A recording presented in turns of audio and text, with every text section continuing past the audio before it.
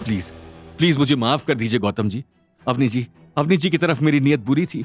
मैंने उसके बारे में बहुत गलत सोचा और इसके लिए मैं बहुत शर्मिंदा भी हूँ। प्लीज मुझे माफ कर दीजिए। मैं जानता हूँ कि मेरी गलती है, लेकिन इसके लिए आप मुझे अगर इतनी बड़ी सजा देंगे तो मेरी कंपनी का क्या होगा? प्लीज सभी इन्वेस्टर से बोल दीजिए कि वो मेरी कंपनी में लगाया हुआ पैसा वापस ना लें। आप जो कहेंगे, जैसे कहेंगे मैं वैसे ही करूंगा।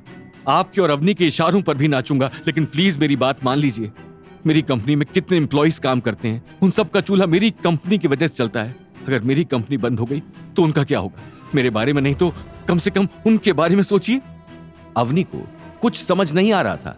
वहीं पार्थ गौतम के सामने गिड़गिड़ाना बंद नहीं कर रहा था। बस बहुत हुआ, अपना ड्रामा बंद करो। तुम्हें अपने एम्प्लॉइज की पड़ी है।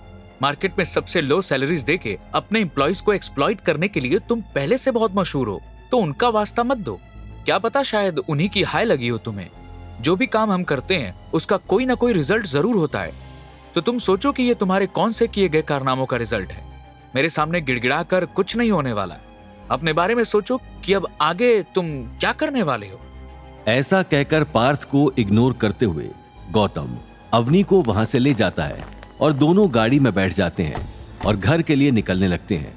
तभी पार्थ गौतम के पीछे भागते भागते उसकी गाड़ी तक आया और उसने गाड़ी का शीशा खटखटाते हुए हाथ जोड़े और बोला, मुझे माफ कर दो गौतम जी। अवनी जी तुम भी मुझे माफ कर दो। मेरे पेट पर लात मत मारो प्लीज। गौतम ने उसकी एक नहीं सुनी और उसे वहां से जाने का इशारा किया। अवनी ये सब देखकर टेंशन में आ गई। तभी गौतम ने उसे पानी की बोतल देते हुए कहा, परेशान मत हो अवनी, जो होगा अच्छा ही होगा। ऐसा बोलकर गौतम ने गाड़ी चलानी शुरू की और पार्थ को इग्नोर करते हुए वहां से चल पड़ा। अवनी ने पानी पीते हुए गौतम से कहा, ये सब क्या हो गया गौतम?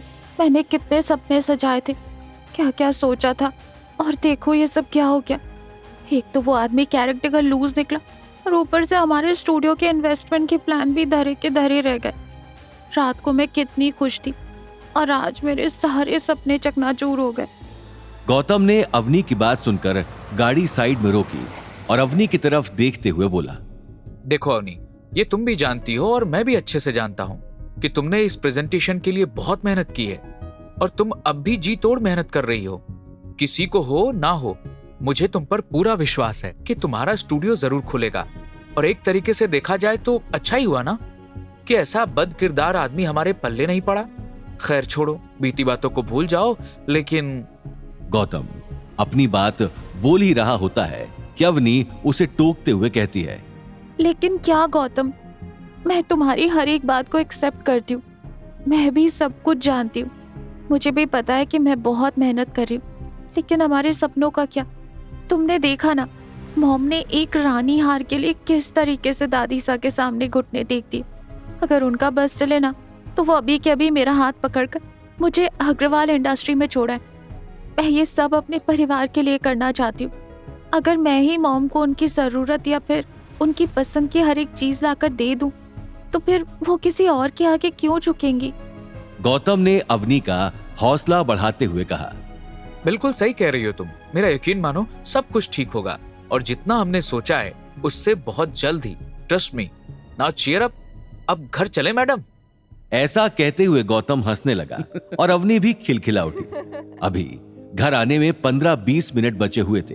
तभी अवनी ने पार्थ वाले किस्से को छेड़ते हुए बोला, ओ हाँ गौतम, इन सब बातों में ये तो क्लियर ही नहीं हुआ कि आखिर पार्थ सचदेव जो कि इतने बड़े सीईओ हैं, तुमसे माफी क्यों मांग रहे थे? तुम तो पूरा दिन घर पर रहते हो और जब तुम पहले आए थे तब तो उसने ऐसी कोई बात नहीं करी। फिर अचानक कॉल्स में उसे ऐसा क्या बताया गया कि जिस वजह से वो तुम्हारे पीछे पागलों की तरह पड़ गया?